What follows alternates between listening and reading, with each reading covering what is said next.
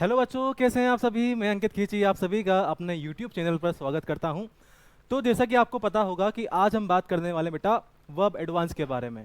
आप सभी ने कभी ना कभी ये टॉपिक का नाम सुना होगा। सर, एक तो होता है वर्ब, एक होता है वर्ब एडवांस। अब वर्ब किस तरह एडवांस हो सकता है उसी के बारे में आज हम चर्चा करने वाले इस क्लास के अंदर। तो आज हम देखेंगे वर्ब एडवांस के बारे में, किस तरह आपके पास में चीज़ें वर्क करती है, और काफ़ी ज़्यादा आपके पास में इजी टॉपिक होने वाला है। ये लगता टफ है लेकिन आज हम इसको इजी बना के छोड़ेंगे। तो बेटा आज स्टार्ट करते हैं वर्ब एडवांस के बारे में, ठीक है। तो आज हम लेके आए हैं कुछ चीज़ें आपके लिए। सबसे पहले आज का जो टॉपिक रहेगा आपके पास वर्ब एडवांस रहने वाला है। कुछ एग्जांपल्स मेरे पास में है। Rahul is waiting for me, Suhani is an architect, Lalit has completed his work, Rama has a big house, Shikha will help me, Arushi is a beautiful girl. ये आपके पास ना कुछ सेंटेंस लिखे हुए हैं। एक बार जरा आप सभी सेंटेंस को एक बार रीड कर लीजिए, फिर मैं आगे बात करते हैं, ठीक है। आपके पास में 5 सेकंड है, एक बार सभी सेंटेंस को एक बार रीड कर लेंगे और फिर हम आगे बात करेंगे।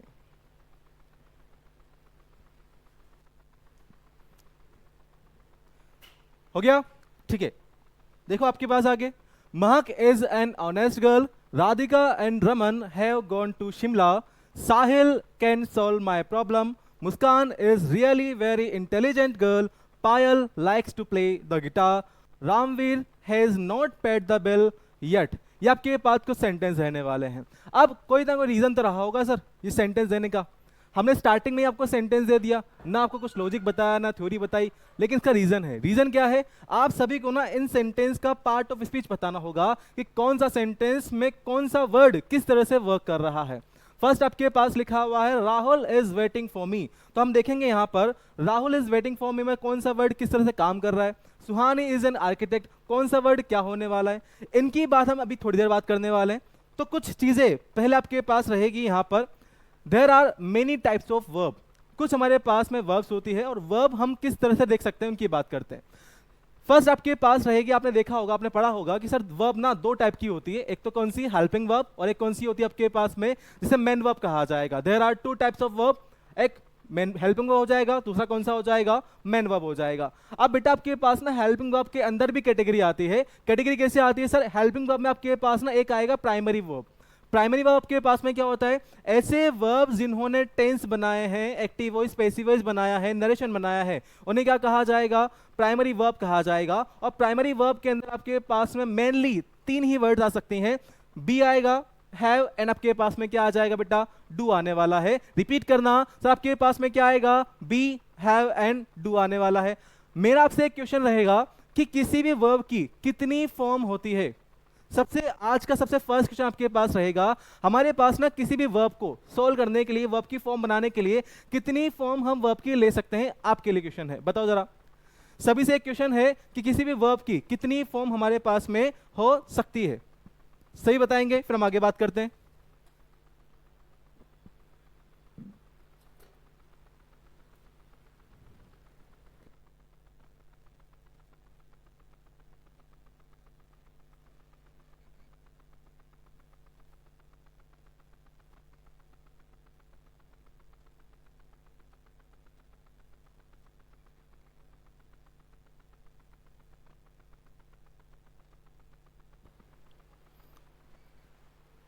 तो क्या रहा आपका आंसर? तो बेटा आपके पास ना जब भी किसी वर्ब की बात की जाएगी तो बेटा वर्ब के हमेशा कितने फॉर्म रहेंगे? बेटा 5 फॉर्म रहते हैं। First form, second form, third form and fourth form. Sir first form, second form, third form ये तो बचपन से पढ़ते हुए हैं, लेकिन ये फोर्थ फॉर्म क्या होता है? जब भी आपके पास में आईएनजी वाली फॉर्म आती है उसे क्या कहा जाएगा बेटा? उसे फोर्थ फॉर्म कहा जाता है। उसके बाद में क्या आएगा? फिफ्थ फॉर्म आएगा। और फिफ्थ फॉर्म कौन सा बनता है? एस या ईएस वाला। जब किसी वर्ब के लास्ट में क्या लगा दिया जाएगा? एस या ईएस लगाया जाएगा, उसे क्या कहा जाएगा?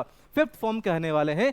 तो प्राइमरी वर्ब के अंदर हमारे पास में क्या क्या रहेगा? सर देखो, जब भी आपके पास में प्राइमरी वर्ब की बात की जाएगी तो प्राइमरी वर्ब में आपके पास सर बी आने वाला है, हमारे पास में यहाँ हैव रहेगा, और आपके पास में क्या आ जाएगा? डू आ जाएगा। और अगर मैं इसी को आगे बढ़ाऊं, अगर मैं यहाँ पर इसी चीज को आगे बढ़ाऊं यहाँ पर, तो चीजें आपके पास में रहेगी। सर देखो, बी की जो आपके पास ना फर्स्ट फॉर्म होती है वो कौन सी होती है? Is, am, are.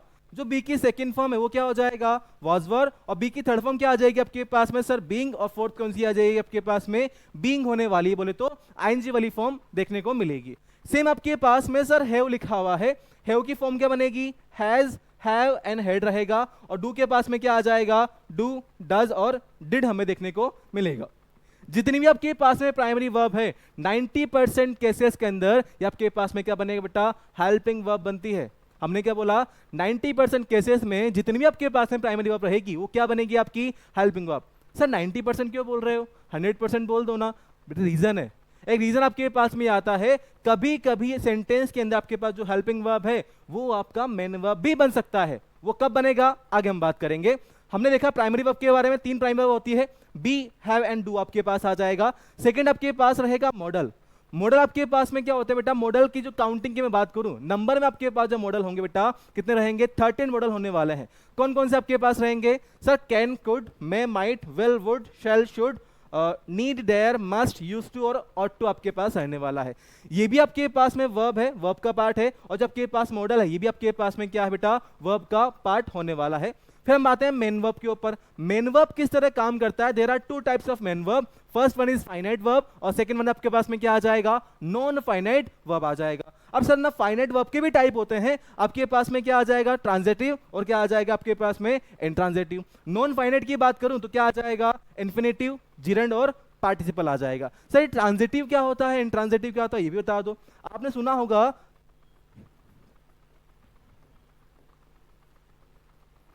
सकर्मक क्रिया, और जब आपके पास में इंट्रांजिटिव होता है इसे क्या कहा जाएगा, अकर्मक क्रिया।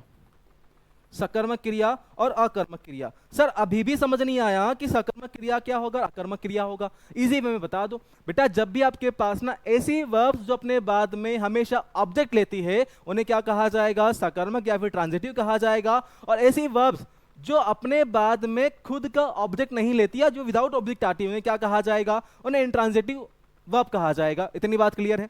आगे हम देखेंगे यहां पर इन्फिनिटिव क्या होता है सर, जब भी आपके पास ना टू के साथ में क्या लगाया जाता है, टू के साथ जब भी आपके पास में वर्ब का फर्स्ट फॉर्म लगाया जाएगा उसे क्या कहा जाएगा बेटा, उसे इन्फिनिटिव कहा जाएगा। और जो इन्फिनिटिव है ये ढेर सारे काम कर सकता है, ये आपके पास में नाउन भी है, ये आपका एडजेक्टिव भी है, ये आपका वर्ब भी है। अभी देखेंगे इसके बारे में आगे। और जो जिरंड आपके पास में रहेगा सर, जिरंड किसे कहा जाएगा, जब आपके पास में वर्ब की फर्स्ट फॉर्म प्लस आईएनजी को एज अ नाउन ट्रीट किया जाएगा उसे क्या कहा जाएगा, जिरंड कहा जाएगा। मैं आपको 2 सेंटेंस देना चाहूंगा। मैंने आपके पास बोला walking is good for health, एक सेंटेंस मैंने आपके पास बोला walking is good for health, जो आपके पास में चलना है, वॉक करना है, वो सेहत के लिए अच्छा होता है। एक सेंटेंस तो आपके पास में ये है। एक सेकंड सेंटेंस मैंने बोला आपको राधिका इज वॉकिंग, 2 सेंटेंस है, Radhika is walking and walking is good for health. दोनों सेंटेंस में आपके पास में क्या आ रहा है बेटा, वॉकिंग आ रहा है। लेकिन क्या दोनों सेंटेंस में जो वॉकिंग है क्या उसका पार्ट ऑफ स्पीच सेम होने वाला है क्या, बिल्कुल भी नहीं होने वाला है। जो फर्स्ट सेंटेंस हमने बोला राधिका इज वॉकिंग, उसमें जो वॉकिंग वो तो क्या है, मेन वर्ब है। जो कि आपके पास सेकंड सेंटेंस है walking is good for health, वो आपके पास में क्या हो जाएगा, जिरंड हो जाएगा। जब भी आईएनजी वाली फॉर्म एज अ नाउन काम करेगा उसे क्या कहा जाएगा, जिरंड कहा जाएगा। आप लोग जाते हो थिएटर में मूवी देखने के लिए, जब आपके पास में कोई भी स्मोकिंग वाला सेंस आता है मूवी के अंदर तो आपके पास नीचे कोट लिखा हुआ आता है। वो कोट क्या लिखा होता है, smoking is injurious to health. क्या लिखा होता है बेटा, smoking is injurious to health. तो वहां जो आपके पास स्टार्टिंग में स्मोकिंग आया है वो क्या वर्ब है क्या, बिल्कुल गलत। वो आपके पास में क्या है बेटा, जिरंड है और वो नाउन का पार्ट है। बात क्लियर है। जब भी आपके पास में आईएनजी वाली फॉर्म एज अ नाउन काम करेगा उसे क्या कहा जाएगा, उसे जिरंड कहा जाएगा। उसके बाद हमारे पास में आता है पार्टिसिपल। पार्टिसिपल आपके पास में 3 टाइप के होते हैं, मैं लिख देता हूं आपके पास यहां पर। जब भी पार्टिसिपल की बात की जाएगी सब 3 टाइप के आएंगे। सबसे पहले आपके पास में क्या आ जाएगा, present participle, present participle. Second आपके पास रहेगा यहां पर पास्ट पार्टिसिपल, पास्ट पार्टिसिपल। और जब आपके पास में थर्ड रहेगा वो आपका रहेगा बेटा यहां पर परफेक्ट पार्टिसिपल, परफेक्ट पार्टिसिपल। हमारे पास 3 तरह के पार्टिसिपल होते हैं, प्रेजेंट, पास्ट एंड आपके पास क्या आ जाएगा, परफेक्ट आ जाएगा। तो आपके पास ना कुछ हमने वर्ब की बात की, यहां पर प्राइमरी होगा, मॉडल होगा, मेन वर्ब में फाइनाइट होगा, और आपके पास में क्या आ जाएगा, नॉन फाइनाइट वर्ब आ जाएगा। मैं आपको एक बात बताना चाहूंगा यहां पर मॉडल को लेके, जब भी आपके पास ना ये मॉडल की बात की जाएगी, जब भी बेटा आप इस मॉडल की बात करोगे तो हम एक लाइन लिखेंगे यहां पर, models are always take the first form of the verb और a base form of a verb. बेटा मैंने यहाँ पे एक नोट लिखा है, नोट में क्या लिखा है, models are always take the first form of a verb या फिर a base form of a verb. जब भी आपके पास ना कोई मॉडल आता है तो मॉडल के बाद हमेशा क्या लगाया जाएगा, वर्ब का बेस फॉर्म लगाया जाएगा या वर्ब का फर्स्ट फॉर्म लगाया जाएगा। और वो कैसे लगाया जाएगा, आप मुझे बताओ, जब भी आपने कैन के बाद में कोई वर्ब लगाई है तो कैन के बाद आपने वहां पर हेल्प लगाया होगा मेरे बेटा, या आपने हेल्प लगाया होगा। आप बोलोगे सर जब भी हमने कैन यूज किया है ना तो कैन के बाद आपके पास में क्या है, हमेशा वहां पर हेल्प लगाया गया है। और हेल्प क्यों लगाया गया है, क्योंकि कैन आपके पास में क्या है, मॉडल है, और मॉडल हमेशा अपने बाद में क्या लेता है बेटा, वर्ब का बेस फॉर्म लेता है या वर्ब का फर्स्ट फॉर्म लेता है। बात क्लियर है। जब भी आपके पास में can, could, may, might, will, would, shall, should, need, dare, use to, need, must और टू, इन सब की बात की जाएगी तो उनके बाद में क्या लगाया जाएगा, हमेशा वर्ब का फर्स्ट फॉर्म ही लगाना है। तो क्या बात क्लियर है क्या, इतनी बात क्लियर है। अब आगे बात करते हैं, ठीक है बेटा। आगे देखो आपके पास रहेगा, सबने अभी थोड़ी देर पहले बात की है, जब आपके पास में वर्ब होता है, वर्ब के 5 फॉर्म होते हैं, वर्ब के 5 फॉर्म होते हैं। सबसे पहला क्या है, वर्ब का फर्स्ट फॉर्म है जिसे हम क्या बोलेंगे, बेस फॉर्म कहा जाएगा, प्रेजेंट फॉर्म कहा जाएगा वर्ब का। उसके बाद में क्या आता है बेटा, सेकंड फॉर्म आता है, सेकंड फॉर्म को क्या बोलेंगे, पास्ट फॉर्म कहा जाएगा। थर्ड आपके पास रहेगा जिसे आपके पास में क्या कहा जाता है, पास्ट पार्टिसिपल कहा जाता है। बिल्कुल सही, जब भी आपके पास में वर्ब का थर्ड फॉर्म आता है उसका रियल नेम क्या होता है, पास्ट पार्टिसिपल ही बनेगा। जब आपके पास में फोर्थ फॉर्म है उसे क्या कहा जाएगा, प्रेजेंट पार्टिसिपल कहा जाएगा। सर अभी तो आपने बताया फोर्थ फॉर्म आईएनजी वाली फॉर्म होती है, और आईएनजी वाली फॉर्म तो जिरेंड होती है आपके पास में। बेटा मेरा कहना भी सही है और आपका कहना भी सही है, दोनों सही है। जो आपके पास में जिरेंड है वो आईएनजी वाली फॉर्म है, बिल्कुल सही। जो आपके पास में पार्टिसिपल है उसमें आपके पास जो रहेगा प्रेजेंट पार्टिसिपल, वो भी आईएनजी वाली फॉर्म होता है। डिफरेंस कहां है, जब भी आपके पास में आईएनजी वाली फॉर्म एज अ नाउन काम करेगा उसे जिरेंड कहा जाएगा, और जब आपके पास में आईएनजी वाली फॉर्म एज अ एडजेक्टिव काम करेगा उसे क्या कहा जाएगा, उसे प्रेजेंट पार्टिसिपल कहा जाएगा। बात क्लियर है। उसके बाद हमारे पास में आता है वर्ब का फिफ्थ फॉर्म जिसे क्या कहा जाएगा, एस या ईएस वाला फॉर्म कहा जाता है। हम देखेंगे यहां पर, सर जो बी लिखा हुआ है, बी का फर्स्ट फॉर्म क्या होगा, एम और आर रहेगा। सेकंड फॉर्म में क्या आ जाएगा, वॉज वर आ जाएगा। थर्ड फॉर्म में आपके पास में बीन आ जाएगा। फोर्थ में बीइंग आ गया। फिफ्थ में आपके पास में क्या आ जाएगा, इज आ जाएगा। अब ना बहुत से बच्चों का डाउट रहेगा, सर यहाँ पर 2 बार आपने इज क्यों लगा दिया, आपने इज यहाँ लगा दिया। हमें तो क्या करना है, वर्ब की फर्स्ट फॉर्म में क्या लगाना है, आईएनजी लगाना है। हमारे पास वर्ब की फर्स्ट फॉर्म क्या है, सर बी है। अगर मैं बी में एस या ईएस लगा दूंगा तो हमारे पास में क्या बनेगा, अगर सर आप बी में ईएस लगा देते हो आपके पास में क्या बन जाएगा, बीज बन जाएगा। और मेरे बेटा जो आपके पास में बीज लिखा हुआ है, क्या इसका मतलब आपके पास में मधुमक्खी होता है क्या? आप बोलोगे सर बिल्कुल मधुमक्खी होता है, लेकिन मेरे बेटा हम बात किसकी कर रहे थे, हम तो बात ही सर वर्ब की कर रहे थे। तो आपके पास ये नाउन क्या लेना है यहाँ पर, ये तो आपके पास में नाउन हो गया ना। तो जब भी आपके पास में बी की फिफ्थ फॉर्म की बात की जाएगी तो बीज नहीं बनेगा, वहां पे क्या आना चाहिए आपके पास में, इज आएगा। बात क्लियर है। ऐसे आपके पास हम आगे बात करें, यहाँ पर हैव की बात कर लेते हैं। तो जो हैव आपके पास लिखा हुआ हैव तो फर्स्ट फॉर्म है, हैव का सेकंड फॉर्म क्या हो जाएगा, हेड हो जाएगा। थर्ड भी आपके पास में हेड रहेगा। फोर्थ आपके पास हैविंग हो जाएगा, और फिफ्थ में क्या आ जाएगा आपके पास में, हेज आ जाएगा। बात क्लियर है। अब सर आपने बोला कि वर्ब की फर्स्ट फॉर्म में एस लगाना है, वर्ब की फर्स्ट फॉर्म क्या है, हैव है, उसमें आप लगा दो ना एस, क्या दिक्कत आ रही है।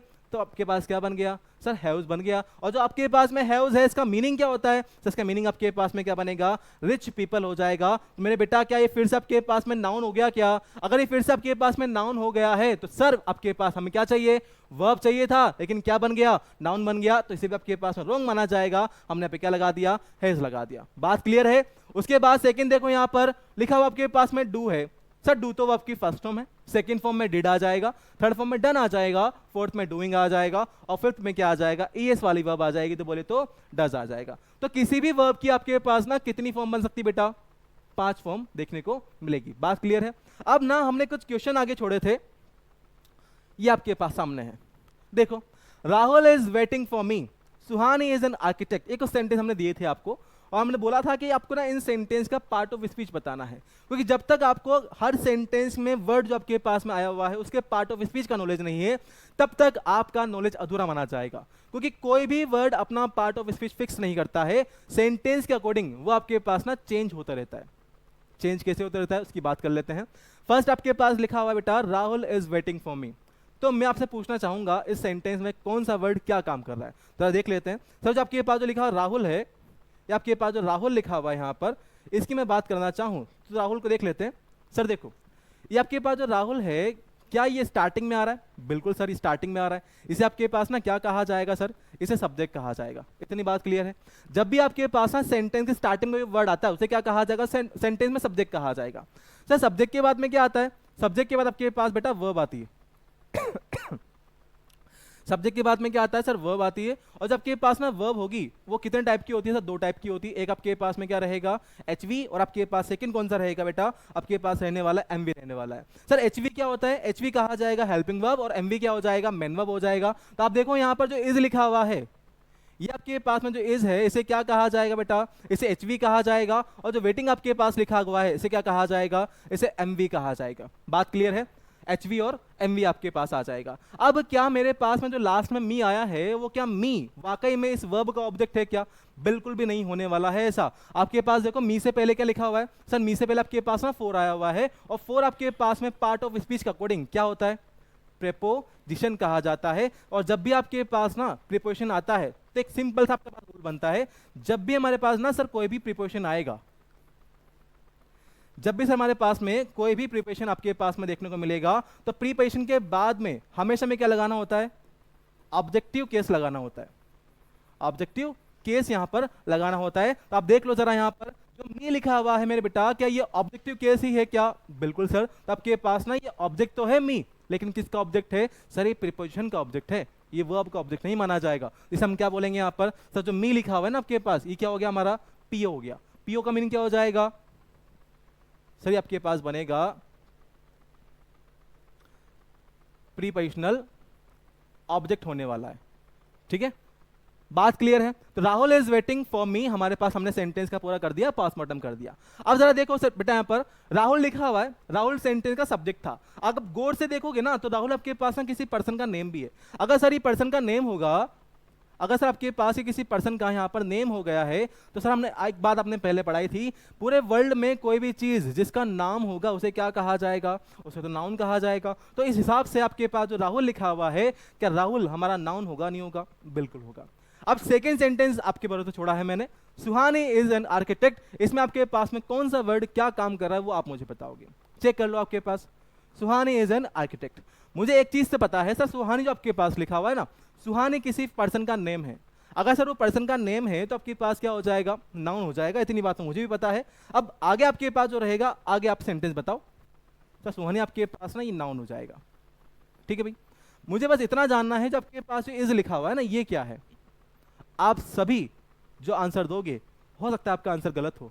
आप बोल रहे हो सर ये शायद हेल्पिंग वर्ब होगा, लेकिन नहीं, आप गलत हो। ये आपके पास हेल्पिंग वर्ब नहीं है, यहाँ आपके पास में क्या बनेगा? मेन वर्ब बनेगा। और वो मेन वर्ब क्यों बनेगा? अगर बेटा मैं यहाँ से आपके पास ना इज को हटा देता हूँ, अगर मैं यहाँ से इज को हटा दूंगा, ये लो, अब देखो सुहानी एन आर्किटेक्ट, क्या ये एन आर्किटेक्ट वर्ड सुहानी को रिलेट कर पा रहा है क्या? क्या ये दोनों बस वर्ड आपस में रिलेट हो पा रहे? बिल्कुल भी नहीं हो पा रहे। तो आपके पास ना यहाँ पर इज का होना जरूरी है। अगर मैं आपके पास में वेटिंग को गायब कर देता हूं यहां से, अगर मैंने आपके पास यहां से वेटिंग हटा दिया, तो बताओ जरा क्या ये सेंटेंस प्रॉपर वे में बन पाएगा? सेंटेंस क्या बचा फिर? सेंटेंस बचेगा sir Rahul is for me, Rahul मेरे लिए है। लेकिन मेरे लिए तो है, लेकिन कर क्या रहा है? किसके साथ बैठा है? बताना तो पड़ेगा ना सर। तो क्या इस सेंटेंस में आपके पास मेन वर्ब आया क्या? नहीं आ पाया। तो हमारे पास में एक चीज निकल के आएगी सर यहां पर, जब भी आपके पास में, एक सेकंड था, जब भी आपके पास में यहां पर क्या होगा, जब भी हमारे पास में कोई सेंटेंस आएगा और सेंटेंस के अंदर आपके पास में हमें देखने को मिला यहाँ पर इज, और इज के बाद में क्या मिल गया? आईएनजी वाली फॉर्म मिल जाएगी। तो इज एम आर तो क्या हो जाएगा? Helping verb. लेकिन अगर सेंटेंस के अंदर इज एम आर अकेला ही आ गया तो उसे मैं कभी भी हेल्पिंग वर्ब नहीं बोल पाऊंगा। उसे मुझे क्या बोलना पड़ेगा? उसे मेन वर्ब कहना पड़ेगा। और वो क्यों कहना पड़ेगा? क्योंकि किसी भी सेंटेंस में बिना मेन वर्ब के वो सेंटेंस नहीं बन सकता।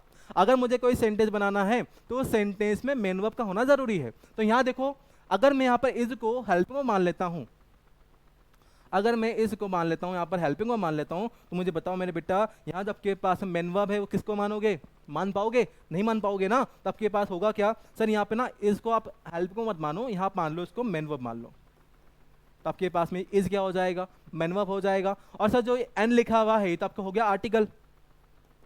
और जब आपके पास में आर्किटेक्ट लिखा हुआ है सर, ये भी आपके पास में क्या है, नाउन है। और नाउन में आपके पास में कौन सा नाउन है सर, ये हमारे पास में कॉमन नाउन है, कॉमन नाउन हो जाएगा। अब जरा एक चीज देखो सर, फर्स्ट सेंटेंस में आपके पास लिखा हुआ है इज, जो बना हेल्पिंग वर्ब, और जो सेकंड सेंटेंस आपके पास लिखा उसमें भी इज आया सर, लेकिन वो क्या बन गया, मेन वर्ब बन गया। तो हमने एक लाइन आपके पास में कही है, क्या किसी भी वर्ड का पार्ट ऑफ स्पीच फिक्स होगा क्या, बिल्कुल भी नहीं होगा।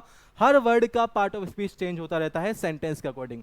ऐसा मैं खुद भी नहीं बोल पाऊंगा कि आपके पास में वर्ड फिक्स होते हैं। अगर आपको कोई वर्ड दे देना कि मैंने बोला आपके पास में एक इंडिया वर्ड ले लो, इंडिया का मुझे बताओ इंडिया नाउन होगा या नहीं होगा, तो साफ मना कर दो। बहुत से बच्चे होंगे जो चक्के बोलेंगे सर इंडिया नाउन है। अरे बेटा साफ मना कर दो, नहीं बता पाएंगे सर। इंडिया को सेंटेंस में फॉर्म करके दो, तब बताऊंगा नाउन होगा नहीं होगा।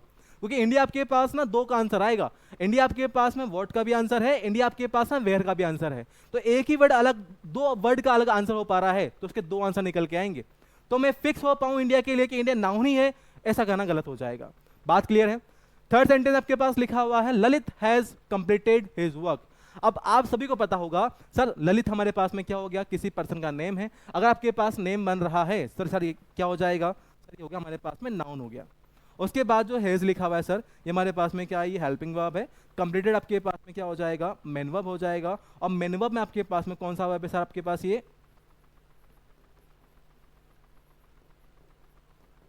क्या, इसको मैं यहाँ पर पास्ट पार्टिसिपल बोल सकता हूँ क्या, अभी पढ़ाया था आपको कि जब भी आपके पास वर्ब की थर्ड फॉर्म आती है उसे क्या कहा जाएगा, पास्ट पार्टिसिपल कहा जाएगा। जैसे मैं बोल सकता हूँ ना कि जो आपके पास मेन वर्ब है यहाँ पे कंप्लीटेड, वो हमारा क्या है, पास्ट पार्टिसिपल है। और जब आपके पास में हिज लिखा हुआ है, जो आपके पास यहाँ पर बेटा हिज लिखा हुआ है, आपके पास में क्या है, पीसी। क्या है आपके पास, ये पीसी। सर ये पीसी का फुल फॉर्म क्या होगा, प्रियंका चोपड़ा, नहीं। इस पीसी का फुल फॉर्म आपके पास रहने वाला है पॉजिटिव केस। अब सर ये पॉजिटिव केस क्या होता है, ऐसे वर्ड्स जो आपके पास में सामने वाले से रिलेशन शो कर दे या पोजीशन शो कर दे, उन्हें क्या कहा जाएगा, पॉजिटिव केस कहा जाएगा। अगर मुझे बोलना है कि जो स्टाइलस आपके पास में है, स्टाइलस मेरा स्टाइलस है, तो मैं क्या बोलूंगा, आई स्टाइलस, माई स्टाइलस, या आपके पास है मी स्टाइलस। आंसर आपका रहने वाला है, आप सभी को पता है सर, आप यही बोलोगे माई स्टाइलस। क्यों, क्योंकि कभी भी आपके पास ना आई रिलेशन शो नहीं कर पाएगा, मी नहीं कर पाएगा, कौन करेगा सर, माई ही करेगा। सर वो बाइक जो है मेरी बाइक है, तो कैसे बोलोगे, माई बाइक है तो बोलोगे। तो आपके पास माई ने क्या कर दिया, रिलेशन शो कर दिया ना, तो माई आपके पास में क्या हो जाएगा, पॉजिटिव केस हो जाएगा। बात क्लियर है इतनी। और आपके पास जो वर्क लिखा हुआ है मेरे भाई, वर्क आपके पास में क्या हो जाएगा सर, ये भी नाउन है। सर नाउन में आपके पास में ये ऑब्जेक्ट है, और ऑब्जेक्ट में अंदर भी आपके पास ना ये अनकाउंटेबल नाउन है। नाउन के अंदर भी आपके पास में क्या है, अनकाउंटेबल नाउन होगा। अब प्रीवियस क्लासेस में हमने देखा है सर काउंटेबल नाउन क्या होता है, अनकाउंटेबल नाउन क्या होता है, हम सब कुछ देख चुके हैं। हमने ऑलमोस्ट सब देख लिया कि सर काउंटेबल कैसे पहचाने, अनकाउंटेबल कैसे पहचाने, बताया था आपको। ऐसे वर्ड्स जिन वर्ड्स के लास्ट में एस या एस लगाया जा सकता है, वो तो आपके पास में क्या है, काउंटेबल। और ऐसे वर्ड्स जिनके लास्ट में एस या एस नहीं लगाया जा सकता, उन्हें क्या कहा जाएगा, उन्हें अनकाउंटेबल नाउन कहा जाएगा। लेकिन मेरे भाई फिक्स भी नहीं है, अनकाउंटेबल नाउन भी फिक्स नहीं है। ऐसा हम नहीं बोल सकते कि सभी वर्ड अनकाउंटेबल नाउन है जिनके लास्ट में एस नहीं लग रहा। आगे हम देखेंगे यहाँ पर नाउन, जब टॉपिक पढ़ाऊंगा आपको तो देखेंगे वहां पर जितने भी आपके पास में अनकाउंटेबल नाउन हम बोल रहे हैं ना भाई, उनके लास्ट में एस भी लग जाएगा। क्या लग जाएगा, एस भी लग जाएगा। लेकिन एक वहां पर डिफरेंस आएगा। डिफरेंस किस चीज का आएगा सर, मीनिंग का डिफरेंस आएगा। जब भी आप किसी अनकाउंटेबल नाउन के लास्ट में एस या एस लगा देते हो तो उसका प्रॉपर मीनिंग चेंज हो जाता है बेटा। जो आपके पास यहाँ वर्क लिखा हुआ है ना, वर्क का मीनिंग क्या होता है सर, कोई काम करने की बात चल रही। लेकिन अगर मैं इस वर्क के लास्ट में एस लगा दूं तो उसका वर्क का मीनिंग काम नहीं होगा। उसका मीनिंग आपके पास बनेगा मेंटेनेंस बनेगा, रखरखाव बनेगा, किसी चीज की देखभाल करने की बात करेगा, कौन, वर्क्स करेगा। तो जब किसी अनकाउंटेबल नाउन के लास्ट में एस लगाया जाता है उसका प्रॉपर मीनिंग चेंज हो जाएगा। ठीक है, उसके बाद देखो फोर्थ सेंटेंस आपके पास लिखा हुआ है Rama has a big house. अब सर फिर आपके पास नया सेंटेंस आ गया। अब मुझे बताओ रामा आपके पास में क्या है, मुझे ना एक चीज पता लग पा रही है यहाँ पर। सर जो रामा लिखा हुआ है ना, रामा आपके पास पर्सन का नेम है, तो ये तो हो गया नाउन। अब ये मैंने आपके पास छोड़ दिया, सर जो हेज लिखा हुआ ना ये क्या है, हेज आप बताओगे। ये हेज आपके पास यहाँ हेल्पिंग वर्ब होगा या मेन वर्ब होगा, वो आपका चॉइस है, बताओ जरा सभी बोलो क्या रहेगा इसका आपके पास। सभी का आंसर आपके पास में गलत आ रहा है। सब बोल रहे सर हेल्पिंग वर्ब है, लेकिन गलत। ये आपके पास में क्या है बेटा, ये आपके पास मेन वर्ब होने वाला है। अगर मेरे बेटा इसको आप हेल्प को मान लोगे तो क्या आप मेन वर्ब कहाँ से लेके आओगे? आप मुझे बताओ सर। देखो हेज के बाद में थर्ड फॉर्म आता है, ये आपके पास में थर्ड फॉर्म है यहाँ पे कंप्लीटेड। लेकिन अगर मैं इसी को आपके पास मान लूंगा हेल्पिंग वर्ब, तो आगे मेरे पास में क्या थर्ड फॉर्म आया? क्या नहीं आया ना। तो बिना थर्ड फॉर्म के आपके पास सेंटेंस कैसे बनेगा? तो आपके पास होगा क्या सर, जो आपके पास लिखा हुआ हेज है इसी को मुझे क्या मानना पड़ेगा, यहाँ पर मेन वर्ब मानना पड़ेगा। जो आपके पास लिखा हुआ अ बिग हाउस है, हमारा क्या हो जाएगा, सेंटेंस का ऑब्जेक्ट हो जाएगा। तो ना आपके पास यहाँ पे एक नोट चल कर आएगा, और नोट आपसे क्या कहेगा, यहाँ नोट लगा लेते हैं हम यहाँ पर एक note even not even a single sentence can be made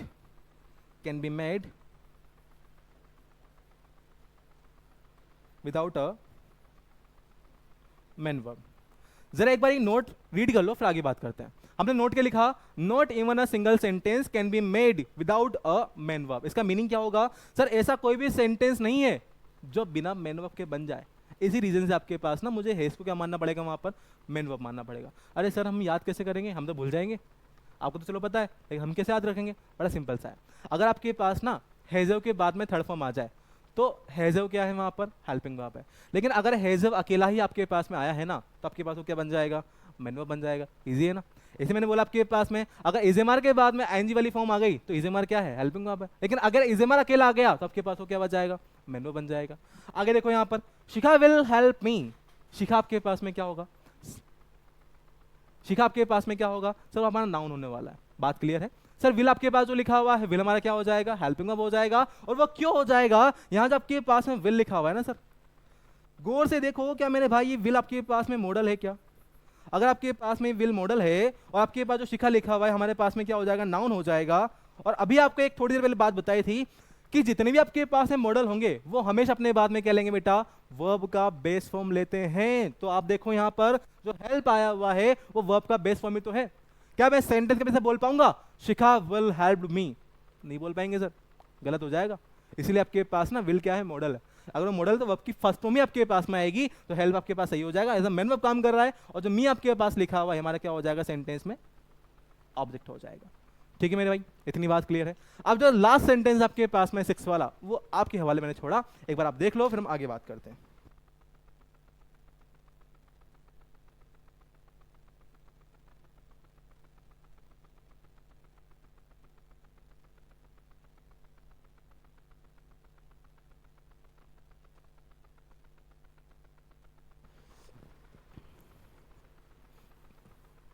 हाँ भाई हो गया। अब सर देखो बड़ा प्यारा नाम आपके पास में आया है, Arushi is a beautiful girl. Arushi is a beautiful girl. आप जरा देखो यहाँ आपके पास जो आरुषि वर्ड लिखा हुआ है मैं बेटा, सर ये तो हमें पता हो गया, आप तो रट गया मैं। जितने भी आपके पास में नेम होते शायद सारे क्या है, नाउन है। सर आरुषि किसी का नेम है, ये भी आपके पास में नाउन है। बड़ा इजी सा है सर तो। लेकिन मेरे भाई मुझे बताओ यहाँ पे जो इज लिखा हुआ है ये क्या है? आप सभी को क्लियर है आप ना? सर देखो इज के बाद में आईएनजी वाली फॉर्म नहीं आई ना। अगर इज के बाद आईएनजी वाली फॉर्म आ जाती तो आपके पास इज क्या होता, हेल्पिंग वर्ब। लेकिन आई क्या, आईएनजी वाली फॉर्म नहीं आई ना, इज आपके पास में क्या हो जाएगा बेटा, हो गया आपके पास में मेन वर्ब हो गया। उसके बाद में जो गर्ल लिखा हुआ है सर ये हमारा हो गया ऑब्जेक्ट। अब ना सर ये नया वर्ड आ गया आपके पास, ब्यूटीफुल आ गया। मैं आपसे पूछूंगा यहाँ आपके पास जो ब्यूटीफुल वर्ड आया हुआ है वो किसके लिए आया है? क्या वो आरुषि के लिए आया है क्या? तो बिल्कुल आप बोलोगे हाँ सर ये आपके लिए किसके लिए आया है, आरुषि के लिए आया है। जो आपके लिए पास ब्यूटीफुल वर्ड है सर वो आरुषि क्वालिफाई कर रहा है। अगर वो आरुषि क्वालिफाई कर रहा है, आरुषि की विशिष्टता बता रहा है, तो इसे आपके पास में क्या कहा जाएगा, इसे एडजेक्टिव कहा जाएगा। और एडजेक्टिव का मीनिंग ही क्या होता है, विशेषण जो किसी वर्ड की विशिष्टता बता दे, इसे क्वालिफाई कर ले, इसे मॉडिफाई कर ले। तो यहाँ आपके पास जो एडजेक्टिव लिखा हुआ है ब्यूटीफुल, ये क्या हो जाएगा हमारे बेटा, एडजेक्टिव होने वाला है। तो मेरे बात बताओ इतनी बात क्लियर है क्या? सभी मेरे भाई बोलेंगे क्या इतनी बात क्लियर है क्या? अगर इतनी बात क्लियर है तो हम आगे बात करना चाहेंगे फिर। ठीक है, ये ध्यान रखना, not even a single sentence can be made without a main verb. कोई भी सेंटेंस आपके पास जो रहेगा ना कभी भी बिना मेन वर्ब के नहीं बन पाएगा। हर सेंटेंस में मेन वर्ब आएगी, अगर मेन वर्ब नहीं है तो वो सेंटेंस नहीं है। बात क्लियर है? आगे बात करें। ठीक है, कुछ सेंटेंस आपके पास में और है। महक इज एन ऑनेस्ट गर्ल। अब सभी लोग को पता है सर महक भी आपके पास नाउन है, राधिका भी नाउन है, रमन भी नाउन है, साहिल भी नाउन है, मुस्कान भी नाउन है, पायल भी नाउन है, रामवीर भी आपके पास में क्या है, नाउन होने वाला। इतनी बात तो क्लियर है। अब आगे का मामला देख लेते हैं। सर जो आपके पास ना इज लिखा हुआ है ये हमारे पास में क्या होगा, सर ये हमारे पास ना मेन वर्ब है, ठीक है। उसके बाद जो ऑनेस्ट लिखा हुआ है, क्या ये ऑनेस्ट आपके पास में इस महक के लिए आया है? और सर महक तो आपके पास में नाउन था ना, तो क्या ये वर्ड इस नाउन को क्वालिफाई कर रहा है? तो आपके पास ये क्या हो जाएगा? एडजेक्टिव हो जाएगा। सर जो एन लिखा हुआ है ये आपके पास में आर्टिकल हो गया। यहाँ आपके पास जो गर्ल लिखा हुआ है आपके पास में सर ऑब्जेक्ट हो जाएगा। और ऑब्जेक्ट में कौन सा ऑब्जेक्ट हो जाएगा? ऑब्जेक्ट में नाउन है सर, और नाउन में कौन सा नाउन है सर? आपके पास ना कॉमन नाउन है, कॉमन नाउन होने वाला है। बात क्लियर है? ऐसे आपके पास हम बात करें यहाँ पर, सर देखो राधिका आपके पास में है, रमन आपके पास में है। एक बड़ा आपके पास में प्यारा लॉजिक यहाँ पे आया है, जब भी आपके पास ना दो डिफरेंट नाउन, जब भी हमारे पास में दो डिफरेंट नाउन एंड के साथ में लिंक होते हैं, तो आगे आपके पास जो वर्ब आती है वो सिंगल की वर्ब नहीं आती, डबल की वर्ब आती है। तो यहाँ आपके पास जो लिखा हुआ राधिका एंड रमन है ना, बात दोनों की हो रही है, सिंगल की बात नहीं हो रही। अगर सिंगल की बात हो रही होती है आपके पास में क्या आता? हेज आता। लेकिन आया क्या? हेज नहीं आया ना, आपके पास में क्या आ गया? हैव आ गया। तो यहाँ आपके पास में लिखा हुआ राधिका भी नाउन है सर, रमन भी नाउन है, जो आपके पास में एंड लिखा हुआ है दोनों लिंक हो रहा है। जो आपके पास में हैव है ये हमारा हो जाएगा हेल्पिंग वर्ब, ये आपके पास हो जाएगा मेन वर्ब। जो टू लिखा हुआ है ये हमारा हो गया प्रीपोजिशन, और जो शिमला है ये हमारा हो गया ऑब्जेक्ट। ठीक है मेरे भाई, आगे देखो। सर साहिल तो नाउन हो गया। जो केन है, केन क्या है? बताओ बताओ बताओ, अभी बताया था केन क्या है। सर केन क्या है? मॉडल है। और मॉडल के साथ में कौन सी वर्ब आती है? हमेशा बेस फॉर्म आता है या फिर वर्ब का फर्स्ट फॉर्म आता है। तो यहाँ आपके पास जो केन लिखा हुआ है सर, ये मॉडल हो गया ना। अगर सर आपके पास में ये मॉडल है तो सर हमारे पास में क्या है? वर्ब का फर्स्ट फॉर्म है। मैं आपके पास में क्या है सर? पीसी है। पीसी बोले तो पजेसिव केस, नॉट अप्लाइंग का चोपड़ा। उसके बाद प्रॉब्लम आपके पास आ जाएगा, हमारे पास क्या हो जाएगा सर? ये ऑब्जेक्ट हमारा रहने वाला है। ठीक है भाई, आगे देखो यहाँ पर। सर मुस्कान आपके पास में नाउन है। इज आपके पास में आईएनजी वाली फॉर्म आई क्या? नहीं आई, तो आपके पास में क्या हो जाएगा सर? ये मेन वर्ब हो जाएगा। गर्ल आपके पास में सर ये कॉमन नाउन हो जाएगा। इंटेलिजेंट कौन है सर? मुस्कान इंटेलिजेंट है, तो आपके पास ये क्या हो जाएगा? एडजेक्टिव हो जाएगा। कितने इंटेलिजेंट है सर? वेरी इंटेलिजेंट है। वेरी क्वालिफाई कर रहा है इंटेलिजेंट को, तो ये आपके पास क्या हो जाएगा? एडवर्ब हो जाएगा। और रियली क्वालिफाई कर रहा है वेरी को, तो भी आपके पास में क्या हो जाएगा? एडवर्ब हो जाएगा। तो एक बात देखो यहाँ पर, सर क्या हम कभी भी दो एडवर्ब साथ में यूज कर सकते हैं क्या? बिल्कुल कर सकते हैं, गलत नहीं माना जाएगा। लेकिन सर गलत भी तो होता है, हमने देखा हुआ है कि दो नाउन आपके साथ में आ जाए गलत माने जाएंगे, दो प्रोनाउन साथ में आ जाए गलत माने जाएंगे। बिल्कुल सही हो आप भी सही हो, मैं भी सही हूं। लेकिन मैंने बोला क्या है कि आपके पास ना जब भी दो नाउन साथ में आते हैं ना, जब आपके पास में दो नाउन साथ में आ गए ये गलत है। दो आपके पास ना प्रोनाउन साथ में आ गए ये भी आपके पास गलत है। दो आपके पास में एडजेक्टिव साथ में आ गए ये भी आपके पास गलत है। लेकिन बेटा जब आपके पास में दो एडवर्ब साथ में आते हैं ना, जब तो आपके पास में एडवर्ब साथ में आ जाए तो वो 100% आपके पास क्या माना जाएगा? सही माना जाएगा। उसमें कोई दिक्कत वाली बात नहीं होनी चाहिए। बात क्लियर है? दो नाउन साथ में नहीं आ सकते, दो प्रोनाउन साथ में नहीं आएंगे, दो एडजेक्टिव साथ में नहीं आएंगे, लेकिन बात जब एडवर्ब की आपके पास मानी जाएगी तो दो एडवर्ब साथ में आ सकते हैं। वही आपके सामने यहाँ लिखा हुआ है, दो एडवर्ब साथ में बिल्कुल सही माने जाएंगे। Payal likes to play the guitar. अब जरा देखो सर, जो पायल लिखा हुआ है, पायल आपके पास में नाउन हो जाएगा। लाइक्स हमारे पास में मेन वर्ब है। मेन वर्ब में आपके पास एक फिफ्थ फॉर्म है, जो टू प्लस ऑफ की फर्स्ट फॉर्म है। अगर आपने गौर किया होगा स्टार्टिंग में, तो भी एक वर्ड आपके पास में आया था, इन्फिनिटिव आया था। और इन्फिनिटिव आपके पास में क्या होता है सर? जब भी आपके पास में टू के साथ में वर्ब की फर्स्ट फॉर्म लगाई जाती है, उसे क्या कहा जाएगा? उसे इन्फिनिटिव कहा जाएगा। जरा गौर करो, क्या टू के साथ में वर्ब की फर्स्ट फॉर्म आ रही है क्या? अगर टू के साथ में वर्ब की फर्स्ट फॉर्म है, इसे क्या कहा जाएगा सर? इसे इन्फिनिटिव कहा जाएगा। और जो द गिटार आपके पास लिखा हुआ है, यहाँ पर क्या हो जाएगा सर? ऑब्जेक्ट हो जाएगा। Ramveer has not paid the bill yet. Ramveer ने अभी तक अपना बिल पे नहीं किया है। तो आप देखो यहाँ पर रामवीर जो लिखा हुआ है, रामवीर हमारे पास क्या हो जाएगा? नाउन हो जाएगा, किसी का नेम है। हेज आपके पास में क्या है? हेल्पिंग वर्ब है, मेन वर्ब है। तो आप बोलोगे सर देखो हेज के बाद ना पेड लिखा हुआ है, और पेड आपके पास ना थर्ड फॉर्म है। अगर वो थर्ड फॉर्म है तो आगे वाला आपके पास में क्या हो जाएगा? हेल्पिंग वर्ब हो जाएगा। तो यहाँ जो आपके पास में हैज लिखा हुआ है सर, ये तो हो गया हमारे पास में हेल्पिंग वर्ब। पेड हमारे पास हो गया मेन वर्ब। द बिल हमारे पास में हो गया ऑब्जेक्ट। येट हमारे पास में हो गया एडवर्ब, क्योंकि टाइम शो कर रहा है, इसको हम बोलेंगे adverb of time. Adverb of time. और यहाँ जो आपके पास लिखा हुआ नोट है ना, मुझे बस इसके बारे में बता दो कि आपके पास जो नोट लिखा हुआ है यहाँ पे नोट, ये नोट का पार्ट ऑफ स्पीच क्या होगा? नोट का पार्ट ऑफ स्पीच क्या होने वाला है, या मुझे बता दो बेटा। जो आपके पास में नोट है, नोट का मीनिंग क्या होता है? नहीं होता है। और कौन सी चीज़ नहीं होगी? रामवीर नहीं है, बिल नहीं है, या बिल को पे करना नहीं है। तो आप बोलोगे सर बिल को ना पे करना नहीं है, मतलब जो आपके पास में नोट आया हुआ है वो किसके लिए आया हुआ है? पेड के लिए आया हुआ है। पेड आपके पास में क्या है? मेन वर्ब है। और ऐसा कोई भी वर्ड जो आपके पास ना वर्ब क्वालिफाई करता है या वर्ब मॉडिफाई करता है, उसे क्या कहा जाएगा बेटा? उसे एडवर्ब कहा जाएगा। तो पार्ट ऑफ स्पीच के अकॉर्डिंग जो आपके पास में नोट होगा ना, वो क्या बनता है? आपके पास में एडवर्ब बनता है। बात क्लियर है? अगर सर आपके पास ना नोट एडवर्ब है ना, तो जितने भी आपके पास में नेगेटिव वर्ड है वो भी सारे क्या बनेंगे? एडवर्ब बनेंगे, बिल्कुल। और कौन से एडवर्ब रहेंगे सर? नेगेटिव एडवर्ब रहेंगे हमेशा। तो जितने भी आपके पास में नेगेटिव वर्ड है वो सारे नेगेटिव एडवर्ब है, और जो आपके पास में नोट है वो भी हमारा क्या बनेगा? नेगेटिव एडवर्ब बनने वाला है। तो बात क्लियर है इतनी? आगे बात करें, ठीक है भाई? आगे देखो यहाँ पर इस टेबल की हमने बात कर ली थी यहाँ पर सर, हेल्पिंग वर्ब होती है, मेन वर्ब होती है, प्राइमरी वर्ब, मॉडल्स, सबकी हमने बात कर ली।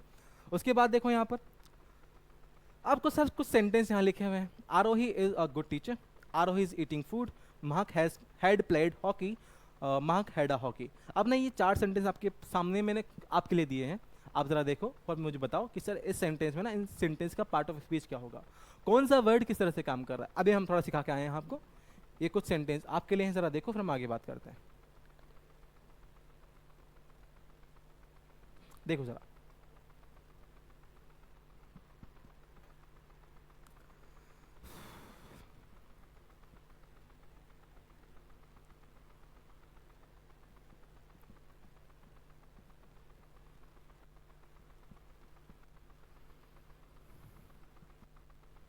हो गया?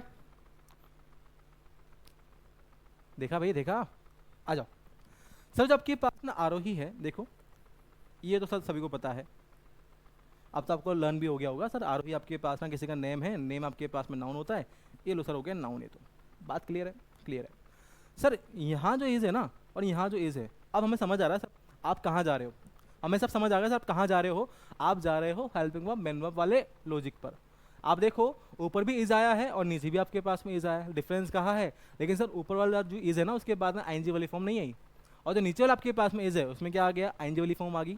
तो जो आपका ऊपर लिखा हुआ इज है ना उसे क्या माना जाएगा? सर उसे हेल्पिंग वर्ब माना जाएगा, उसे सर हेल्पिंग वर्ब कंसिडर किया जाएगा। और जो नीचे वाला आपके पास में लिखा हुआ है ये तो हो गया हेल्पिंग वर्ब नीचे वाला तो, एंड ये ऊपर आपके पास में हो जाएगा बेटा मेन वर्ब, ये हमारे पास हो जाएगा बेटा मेन वर्ब हो जाएगा। बात क्लियर है? ऊपर जो आपके पास में इज लिखा हुआ है उसे क्या माना जाएगा? मेन वर्ब माना जाएगा, और नीचे वाले को क्या कहा जाएगा? हेल्पिंग वर्ब कहा जाएगा। रीजन आपके पास सेम है, पहले वाला ही है, इसके बाद नीचे आईएनजी आ गया तो वो हेल्पिंग वर्ब बन गया, और पीछे आपके पास नहीं आया तो वो मेन वर्ब बन जाएगा। सेकंड सेंटेंस है महक हैड प्लेड हॉकी और महक had a hockey. Mahak head played में जो आपके पास ना हेड है, बात आपके पास यहीं पर है। सर देखो दोनों जगह आपके पास ना क्या आ रहा है? हेड आ रहा है, लेकिन क्या दोनों हेड सेम है क्या? नहीं सर, बिल्कुल अलग अलग है। सर देखो हेड के बाद ना यहाँ प्लेड आ गया, मतलब थर्ड फॉर्म आ गया। अगर ये मेन वर्ब है तो आगे वाला आपके पास में क्या बनेगा? सर ये बनेगा हेल्पिंग वर्ब, क्योंकि इसके पास मेन वर्ब है खुद की। लेकिन जो आपके पास ना नीचे सेंटेंस लिखा हुआ है हेड, हेड के बाद में थर्ड फॉर्म आया क्या? नहीं आया ना, तो इसे ही हमें क्या मानना पड़ेगा बेटा? इसे ही मेन वर्ब मानना पड़ेगा। अभी बताया था आपको, not even a single sentence can be made without a main verb. जितने भी आपके पास में सेंटेंस है कभी भी मेन वर्ब के नहीं बन पाएंगे। उसके बाद देखो Sakshi does not perform the task और साक्षी डज हर वर्क। अब बताओ जरा, सर को दोनों डज आ रहा है ना, लेकिन क्या दोनों का मीनिंग सेम होगा? क्या दोनों का यूज सेम है क्या? बिल्कुल नहीं। यहाँ जब आपके पास में डज लिखा हो ऊपर, सर डज की देखो मेन वर्ब है इसके पास में, परफॉर्म आपके पास आ गया, ये वर्ब का फर्स्ट फॉर्म बेस्ट फॉर्म है। तो जो डज आपके पास लिखा हुआ है ना, ये हमारे पास में क्या हो जाएगा? सर ये तो हो गया हेल्पिंग वर्ब, ये तो हो गया हमारे पास में हेल्पिंग वर्ब। और जो नीचे वाला आपके पास में है ये हमारा क्या हो जाएगा? मेन वर्ब हो जाएगा। उसके बाद में है आकाश हैज डांस्ड और आकाश हैज अ ब्लैक कार। अब जरा देखो सर हेज के बाद में थर्ड फॉर्म मिल गया ना, तो आपके पास हेज क्या हो जाएगा? सर ये हो गया हेल्पिंग वर्ब। और क्या हेज हमारे पास नीचे वाला हो क्या हो जाएगा? हमारे पास में मेन वर्ब हो जाएगा, मेन वर्ब। बताओ भाई क्या इतनी बात क्लियर है क्या? अगर आपको ये क्लास समझ आ रही हो तो सभी थम्स अप कर देंगे और सेशन को लाइक भी कर देना भाई, ठीक है भाई? इतनी बात क्लियर है? तुम आगे बात करना चाहेंगे फिर? ठीक है, अभी हमने बात की है सर वर्ब कैसे पहचाना जाए, मेन वर्ब क्या होता है, हेल्पिंग वर्ब क्या होता है, किस तरह आपके पास में हेल्पिंग वर्ब मेन वर्ब बनता है, मेन वर्ब हेल्पिंग वर्ब बनता है, हमने सब देख लिया। अब कुछ चीज़ें आपके पास अलग आने वाली है आगे। अब देखो मैं कुछ लेके आया हूँ आपके लिए और आपके सामने लिखा है आपको, when we use have as a main verb it denotes. इसका मीनिंग क्या होगा कि सर ना जब आप हैव को यूज करोगे ना तो हैव के बहुत सारे मीनिंग होते हैं। मीनिंग कैसे होते हैं सर? जब आपके पास ना हैव है ना वो क्या शो करता है? पोजीशन शो करता है। सर पोजीशन क्या होता है? समझ नहीं आया, मैं बता देता हूँ ना आपको। जब आपके पास में पोजीशन है बेटा, इसे कहा जाएगा अधिकार, किसी भी चीज़ से अधिकार शो करना, ठीक है? सर क्या शो करेगा? अधिकार शो करेगा। उसके बाद में सर हेल्थ, हेल्थ तो पता है आपको स्वास्थ्य होता है। सर रिलेशन आपके पास में क्या हो जाएगा, संबंध हो जाएगा। ईटिंग मतलब कोई खाने की बात चल रही है, ड्रिंकिंग कुछ पीने की बात चल रही है, और हैव आपके पास जो लिखा हुआ है किसकी बात करेगा सर, एंजॉइंग की बात करेगा, स्पेंड टाइम की बात करेगा।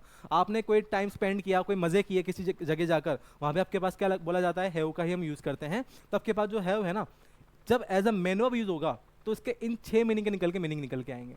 हैव आपके पास में हेल्पिंग वर्ब भी है, लेकिन जब वो हेल्पिंग वर्ब है तो नॉर्मल यूज हो रहा है, लेकिन अगर वो हैव आपके पास में क्या बन गया, एज अ मेन वर्ब हमने बना दिया उसको हैव को, तो आपके पास में क्या होगा सर, इसके 6 मीनिंग आएंगे, position, health, relation, eating, drinking और एंजॉइंग या फिर स्पेंड टाइम आपके पास आने वाला है। बात क्लियर है? आगे देखो यहाँ पर अब कुछ सेंटेंस आपके सामने लिखे हुए हैं। I have having my juice, I am having my juice. जरा मुझे बताना, यहाँ जब आपके पास में हैव लिखा हुआ है सर, क्या ये हैव का ही फॉर्म है क्या? आप बोलोगे सर हाँ ये हैव का फॉर्म है, और हैव का कौन सा फॉर्म है सर, ये फोर्थ फॉर्म है, आईएनजी वाले फॉर्म है ना। तो अगर आपके पास में जो काम हैव कर रहा है ना, उसके फॉर्म जितने भी है सेम वही काम करेंगे। तो I am having my juice किसकी बात चल रही है सर, सेंस ऑफ ड्रिंकिंग की बात चल रही है, कुछ पीने की बात चल रही है। तो जब भी आपके पास में सेंटेंस में कुछ पीने की बात कही जाएगी ना, आपके पास वहाँ क्या लगाया जाता है, इस के बाद में हैविंग लगाया जाता है। बात क्लियर है? ऐसे आपके पास में है sir, I have 4 brothers, sense किस चीज़ का है सर, मेरे 4 भाई हैं। तो क्या मैंने उन 4 भाइयों का संबंध मुझसे बता दिया, बता दिया ना, तो आपके पास सेंस किसका आ गया, रिलेशन का आ गया। हमने यहाँ पे क्या यूज़ किया है सर, हैव का ही वर्ब यूज़ किया है, हैव का first form. I had a fever last night, last night मुझे फीवर था। अब जरा देखो यहाँ आपके पास जो हेड लिखा हुआ है मेरे भाई, क्या ये हैव का फॉर्म नहीं है क्या? और हैव का फॉर्म तो है, कौन सा फॉर्म है सर, सर ये सेकंड फॉर्म है। अगर ये सेकंड फॉर्म आपके पास में है, और ये क्या शो कर रहा है आपके पास ना, ये हेल्थ शो कर रहा है। मेरी बात समझ पा रहे हो, क्या शो कर रहा है बेटा, ये हेल्थ शो कर रहा है। उसके बाद देखो, they are having a good time in Shimla, उन्होंने शिमला में एक अच्छा टाइम स्पेंड किया। तो क्या यहाँ पर आपके पास में टाइम स्पेंड करने की बात चल रही है? बिल्कुल सर, टाइम स्पेंड करने की बात चल रही है। लेकिन आप देखो यहाँ जब आपके पास में हैविंग है, क्या ये फोर्थ फॉर्म नहीं है क्या? बिल्कुल है, ये आपके पास होगा सर वर्ब की फर्स्ट फॉर्म प्लस आईएनजी। लेकिन बेटा आपको कंफ्यूज बिल्कुल भी नहीं होना है। आप बोलोगे अभी कि सर देखो ये हैविंग वाली देखो ना बात, ये आपके पास किसकी बात कर रहा है, स्पेंडिंग टाइम की बात कर रहा है। और क्या ये सेम हैविंग ड्रिंकिंग की बात कर रहा है क्या? हाँ करेगा, लेकिन आपको ना सेंटेंस में सेंस समझना पड़ेगा, सेंटेंस का मीनिंग क्या है, सेंटेंस का अर्थ क्या है। मैं चीज़ें फिक्स नहीं कर पाऊंगा ना। मैंने आपको स्टार्टिंग वाली क्लास में बोल दिया था, कोई भी वर्ड फिक्स नहीं होता है, हर वर्ड का पार्ट ऑफ स्पीच चेंज होता रहता है।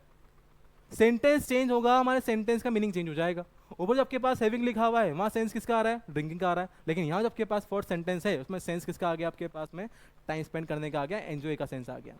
We have a big garden, हमारे पास एक बड़ा गार्डन है। अब बताओ सेंस किसका है आपके पास में, पोजीशन आ गया ना भाई, गार्डन है किसके पास है, हमारे पास में है। आपके पास जो लिखा हुआ हैव है हमारे पास में, इसमें आपके पास जो हैव लिखा हुआ है सर, ये हमारा हो गया वर्ब का फर्स्ट फॉर्म हो जाएगा। I am having my lunch, मैं अपना लंच कर रहा हूँ, अपना लंच खा रहा हूँ। अब जरा मुझे बताओ हैविंग ने क्या शो कर दिया सर, हैविंग आपके पास शो कर रहा है ईटिंग की बात कर रहा है। अब मेरे भाई आगे ना बात समझ में, सर जो हैविंग है वो ईटिंग बता रहा है, सर जो हैविंग है वो एंजॉय बता रहा है, और जो हैविंग है वो ड्रिंक बता रहा है। तो फिक्स कैसे करोगे सर, वो सेंटेंस बताएगा, सेंटेंस में कौन सा वर्ड किस तरह से यूज हो रहा है। बात क्लियर है ना? अगर बात क्लियर है, अगर क्लास समझ आ रही है ना, तो बेटा लाइक करके चले जाना। बात क्लियर है ना? आगे देखते हैं यहाँ पर, और हैविंग आपके पास में हो जाएगा बेटा, ये फोर्थ फॉर्म हो जाएगा। ठीक है भाई, बात क्लियर है? आगे बात करते हैं। ये हमारा हो गया। देखो ये, अब मैं आपके पास ना कुछ चीजें लिखने वाला हूं आपके लिए। यहाँ पर चीजें आपके पास रहेगी ऐसे, देखो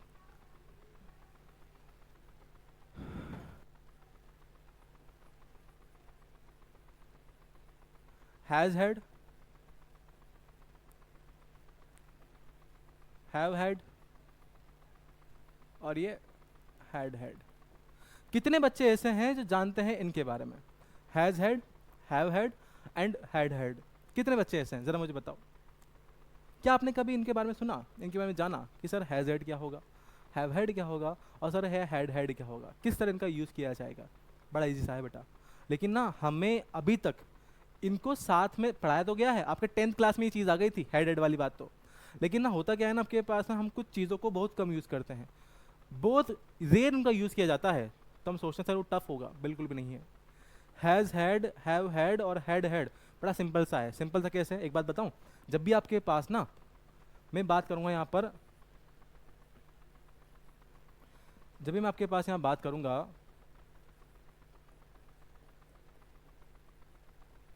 परफेक्ट टेंस की। तो जब भी आपके पास ना परफेक्ट टेंस आता है ना बेटा, तो परफेक्ट टेंस आपके पास में क्या लेके आता है? अगर प्रेजेंट पास्ट की बात करूँ तो सर उसमें आपके पास ना हैज़, हैव, या फिर आपके पास में आता है हैड। और अगर मैं यहाँ पे थोड़ा स्पेसिफाई कर दूँ ना चीज़ों को, तो सर जो आपके पास में हैज़ है ना, ये तो किसकी बात करेगा? ये प्रेजेंट की बात करेगा। और सर जो आपका हेड लिखा हुआ है ना, ये किसकी बात करेगा? सर ये पास्ट की बात करेगा। लेकिन ना इनमें एक कॉमन चीज़ है, हैज़ हैव हेड में कॉमन चीज़ क्या है बेटा? जब भी आपके पास ना हैज़ हैव हेड आता है ना, तो इनके बाद हमेशा आपके पास में क्या लगाया जाता है बेटा? वर्ब का थर्ड फॉर्म लगाया जाता है। और वर्ब के थर्ड फॉर्म को हम क्या बोल सकते हैं यहाँ पर? पास्ट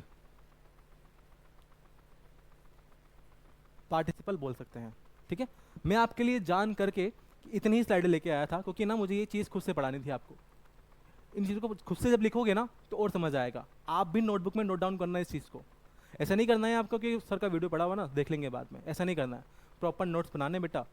खुद के हाथ के जो लिखे हुए नोट्स होते हैं ना, वो हमेशा आपके पास में याद होते हैं, जल्दी याद होते हैं आपके पास में। बात क्लियर है? मेरी बात मानेगा ना? हाँ ठीक है, मान लेना।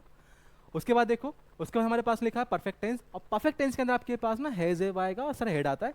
हैज हैव आपके पास प्रेजेंट की बात करेगा, हेड आपके पास ना पास्ट की बात करेगा। और जब भी आपके पास ये तीन चीज आती है, उसके बाद में क्या आता है? वर्ब का थर्ड फॉर्म आता है। अब जरा गौर से देखो मेरे बेटा, यहाँ आपके पास जो लिखा हुआ हैज है क्या? बिल्कुल है सर। सर यहाँ हैव है क्या? बिल्कुल है। यहाँ हेड है क्या? बिल्कुल है। तो क्या यही तो चीज़ है सर? हैज हैव हेड, यही तो चीज़ है। इनके बाद में क्या आता है? वर्ब का थर्ड फॉर्म आता है ना सर। सर ये हैज के बाद जो हेड है, ये हेड है और ये हेड है। ये जो सभी आपके पास में हेड लिखे हुए हैं ना, ये सारे आपके पास में क्या है? वर्ब के थर्ड फॉर्म है। क्या है बेटा? वर्ब के थर्ड फॉर्म। और वो क्यों है? अभी हम पढ़ कर आए थे कि आपके पास जब भी आपके पास में बताया था आपको, अभी कहाँ गया ये रहा। देखो, जो हैव है ना, हैव का सेकंड फॉर्म क्या होता है? सर हेड होता है। हैव का थर्ड फॉर्म भी क्या होता है? हेड ही तो होता है। और आपके पास जो वहाँ पर हेड आ रहा है ना, उनके बाद में जो आपके पास में यहाँ पर हेड आ रहा है, ये सारे आपके पास में क्या है? थर्ड फॉर्म है। बात समझ पा रहे हो मेरी? बात क्लियर है? ठीक है, आगे बात करते हैं। अब सर इनका यूज कैसे होता है, क्या मतलब है इनका? जब हमारा दोनों लफ्ज़ से काम चल रहा था तो हम इनका क्यों लेके आए? अरे बेटा, टॉपिक का नाम क्या चल रहा है? Verb advance. वर्ब को थोड़ा एडवांस करके बोला जाएगा ना, थोड़ा सा आपके पास चीज़ें चेंज होगी ना। कब तक इजी पड़ेगा? थोड़ा टफ भी पढ़ ले मेरे भाई। ठीक है, इधर देखो। अब देखना जरा यहाँ पर, सर आपने बोल तो दिया कि आपके पास चीज़ें कैसी रहेगी। अब देखो, अगर मैं ऐसा बोलूं ईट, सर ये ना खाना खाने की बात करता है। ठीक है, इतनी बात तो क्लियर है। सर ईट किसकी बात करेगा? खाना खाने की बात करेगा। लेकिन मैं ऐसा बोल दूं eat, ate, eaten, eating, eats, eats तक कर लेते हैं। ठीक है, अब देखो सर, ये वर्ब का फर्स्ट फॉर्म है, ये सेकंड फॉर्म है, थर्ड फॉर्म है, फोर्थ फॉर्म है, आपके पास ये क्या है? फिफ्थ फॉर्म है। लेकिन अगर मैं बात करूँ ना आपके पास यहाँ पर have, had, had, having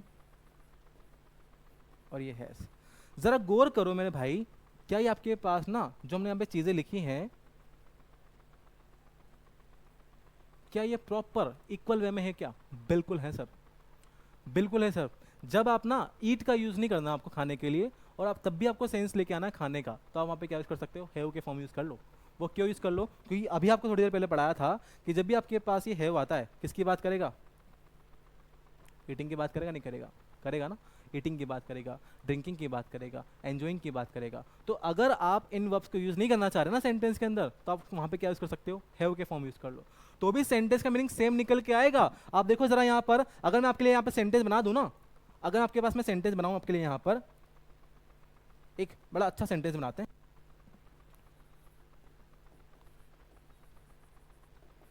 Shikha, Shikha has eaten food. एक सेंटेंस आपके पास में ये है, और शिखा हैज हैड फूड। क्या दोनों सेंटेंस में कुछ गड़बड़ है? एक बार ज़रा देख लो, क्या कोई सेंटेंस मैंने गलत लिख दिया?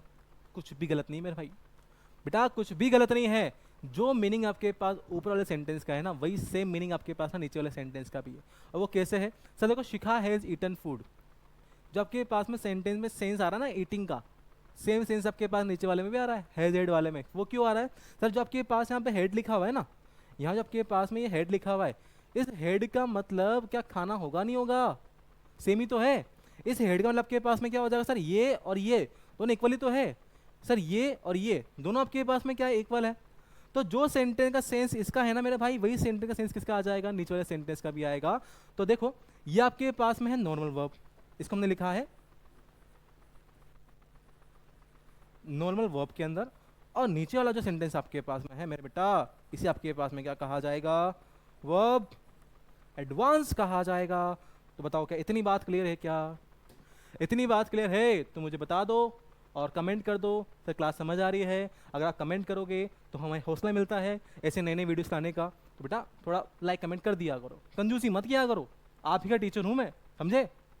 ठीक है, अब बताओ जरा क्या किया जाएगा? बात क्लियर है? एक सेंटेंस आपके लिए और, मेरे बच्चों के लिए एक सेंटेंस में और देना चाहूँगा। आप ज़रा देखो यहाँ पर, सर एक सेंटेंस आपके पास ना यहाँ लिख देते हैं। क्या नाम ले? नाम आपके पास में आ रहा है पवन, ठीक है। Pawan has, Pawan has enjoyed the music. Pawan has enjoyed the music. Pawan has had the music. जरा दोनों सेंटेंस एक बार देख लो। पवन हैज़ एंजॉयड द म्यूजिक और पवन हैज़ हैड द म्यूजिक, क्या दोनों सेंटेंस में इक्वल होगा मीनिंग? एक बार जरा देख लो। सर देखो, अभी तो आपके पास ना यहाँ जो सेंटेंस आपने लिखा था वहाँ पे खाने का सेंस आया था, लेकिन क्या मेरे भाई यहाँ पर सेंटेंस के अंदर सेंटेंस में कुछ बात एंजॉय करने की चल रही? और सर जो आपके पास ना एंजॉय का सेंस है वो तो हैव भी देता है। अगर वो हैव देता है तो हैव का फॉर्म यूज़ कर लो ना सर, कहाँ दिक्कत आ रही है? आप देखो, हैज़ के बाद हमने क्या लगा दिया यहाँ पर? हेड लगा दिया ना। तो जो मीनिंग आपके पास ऊपर वाले सेंटेंस का था ना, वही मीनिंग आपके पास किसका आ जाएगा? नीचे वाले सेंटेंस का आ जाएगा। बात क्लियर है? समझ पा रहे हो मेरी बात को? एक लास्ट सेंटेंस आपके पास और देना चाहूँगा, एक लास्ट सेंटेंस आपके पास में और है आज का, फिर हम आगे वाली क्लास कंटिन्यू करेंगे। देखो कहाँ गया, कहाँ गया, कौन सा पेन से लिखे? चलो लाल रंग लेते हैं। इश्क का जो कलर आपके पास में होता है, पता है ना इश्क, मुझसे ज़्यादा जानते हो आप इश्क के बारे में, तो ठीक है भाई। अब देखो यहाँ पर एक सेंटेंस आपके पास लिखते हैं, Narvi, Narvi, Narvi drinks wine. Narvi drinks wine. अब कोई नारवी होगी वो वाइन पीती है, नारवी ड्रिंक्स वाइन। क्या किया जाए? अब सारी सेंटेंस आपने जो लिखा ना, क्या इस सेंटेंस में सेम ऐसे लिख सकता हूँ क्या? नारवी हेज वाइन। अब ना आपकी एक आदत है, अगर मैं ऐसा बोल दूँ ना शी हैज़ अ कार, उसके पास एक कार है, इसका मीनिंग वही निकल के नहीं आएगा? नारवी हैज़ वाइन, इसका मतलब ये नहीं है कि नारवी के पास में वाइन है, नारवी वाइन पीती है, इसका मीनिंग निकल के आएगा। मेरी बात समझ पा रहे हो? तो नारवी ड्रिंक्स वाइन ये जो सेंटेंस है, और नारवी हैज़ वाइन ये जो सेंटेंस है, दोनों सेंटेंस का मीनिंग आपके पास में क्या रहेगा बेटा? इक्वल रहने वाला है। तो बताओ कि इतनी बात क्लियर है क्या? क्या आपको ये मेरी बात समझ आई? हैज़ हेड, हैव हैड और हैड हेड वाली, बड़ा इजी सा है। बात क्लियर है क्या मेरे भाई? क्लियर है? अगर क्लियर है तो कमेंट बॉक्स में अपना आंसर कर जाना, क्लास कैसी लगी और आपको कौन से टॉपिक्स चाहिए आगे जाके जो आपको टफ लगते हो, सब आप भर जाना कमेंट बॉक्स को कि सर हमें ये समझ नहीं आ रहा इंग्लिश के अंदर, आपको सब पढ़ा के छोड़ूंगा बेटा। अगर आपको इंग्लिश से प्यार नहीं करवा दिया ना तो मेरा नाम बदल देना। बात क्लियर है? तो आज की हम बात इतनी ही रखते हैं और आगे हम मिलेंगे आपसे नए चैप्टर को लेके। हालांकि अभी तो इसको कंटिन्यू करना है, ख़त्म करना है, इसको भी ख़त्म नहीं हुआ है, ठीक है?